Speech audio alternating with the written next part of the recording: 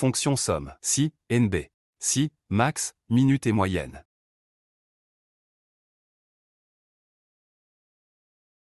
Alors, on va prendre les éléments de gravité, donc moyenne, haute, basse. Je vais faire un copier de ça. Et l'idée, ce sera de savoir, par rapport à la gravité, combien ça nous a coûté. Donc là, je vais le copier ici. Alors là, pour cela, on va utiliser somme-si. Donc on fait égal, parce que c'est une formule, somme. Donc là, il nous indique, et point SI. Et comme c'est indiqué, additionne les arguments qui remplissent la condition. Donc somme-si, hop, je fais entrer, il me met les parenthèses. Le premier élément, il me demande quelle plage. La plage qui doit être évaluée par les critères donnés. Donc le critère, c'est ici. Donc je commence ici et je descends bien jusqu'à là. Là, c'est encore sélectionné. On sait que cette plage ne va pas bouger.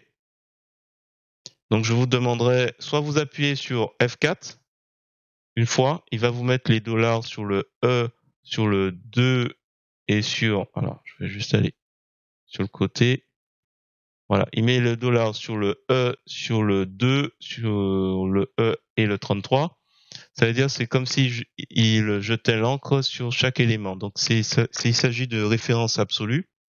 Ça va permettre tout à l'heure, quand je vais faire la recopie pour les éléments du bas, de ne pas avoir les références qui bougent.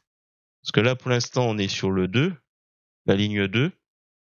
Mais quand j'aurai recopié, il risquait d'avoir un décalage. Ensuite, on met point virgule. Une fois que c'est fini, critère à appliquer. Donc je lui indique que c'est celui-là. Je fais à nouveau point virgule.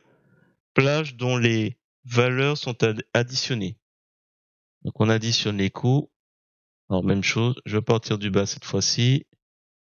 Et je remonte. Je m'arrête. Donc là, même chose.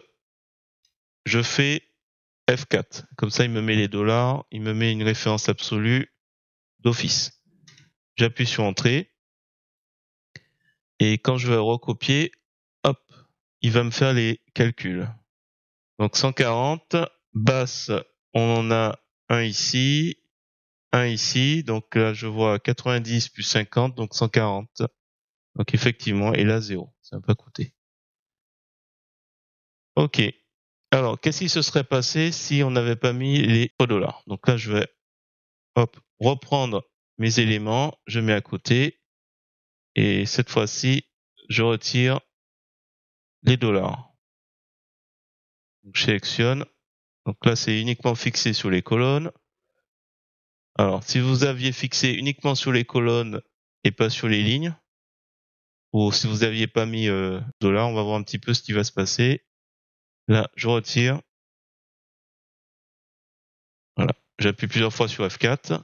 Donc là, pour le premier, vous auriez eu le bon résultat. Et en termes de recopie, vous auriez eu un nombre qui a été changé. Et là, qu'est-ce qu'on voit? À la deuxième ligne, on a notre plage de références qui ont bougé d'une case, l'autre encore d'une et encore d'une. Voilà, c'est ça le souci. Donc en gros, les références absolues permettent de maintenir bien les éléments. Alors, j'aurais pu m'abstenir de mettre un $, au niveau des colonnes. Ça fonctionne, hein, parce qu'en fait là, on bougeait uniquement au niveau des lignes. Ça n'aurait pas changé grand-chose. Donc là, je refais et je descends. Rien ne change. Effectivement, l'encre entre guillemets, on l'a jetée sur la ligne 2 à 33. Donc ça veut dire qu'il ne bouge pas au niveau de la ligne. S'il y avait eu une recopie dans le sens des colonnes, on aurait été obligé de fixer plutôt les colonnes. Autre élément, si on a envie de savoir le nombre d'incidents de gravité moyenne, haute ou critique. Alors je reprends un peu les mêmes éléments. Là, on va s'intéresser égal à nb.si, entrée, nb.si, Donc là, il faut déterminer la plage de cellules à évaluer par les critères donnés. Donc la plage à évaluer, c'est la gravité. Donc on recommence comme tout à l'heure. On sélectionne. Et comme on veut pas avoir de mauvaise surprise, on profite de la sélection de la plage pour appuyer sur F4. Et on fait point virgule. Et là, c'est le critère à appliquer. Donc là, il n'y a pas de souci. C'est moyenne. Là, on met pas de référence absolue, puisque en fait, je souhaite qu'il suive la progression à chaque fois qu'il change de critère. Voilà. Donc il n'y a pas de souci. Et là, même chose que tout à l'heure, on va faire une somme. Ça veut dire que l'ensemble des éléments, si je fais une somme, il y en avait 32. Pensez toujours à recalculer, à vérifier un petit peu si vous retombez un peu sur vos pieds en termes de chiffres, de nombres. Ça, c'est le plus important. Alors, ce qu'on va quand même regarder, donc là, nous avons NBC. Là, j'ai saisi somme. Il y a somme ci. Et on va s'intéresser au max. Donc, si on veut savoir le coût max que ça a été comme cyberattaque. Alors, je vais faire ici coût max. Coût max.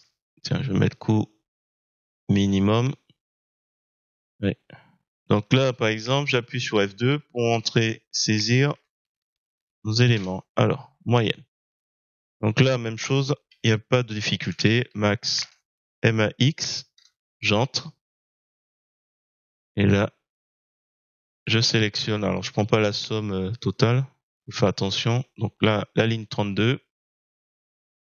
On va faire, tiens, F4. Et là, pour minimum, je vais simplement, quand j'entre, changer max pour minimum. Alors, minimum 0, effectivement, il y a eu une tentative. Ça n'a pas apporté beaucoup d'informations.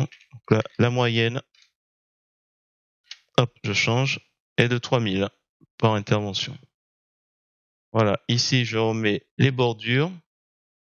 Je vais mettre nombre. Et là, je reprends le formatage pour lui mettre coût. Voilà. On va attaquer le dernier, si et où.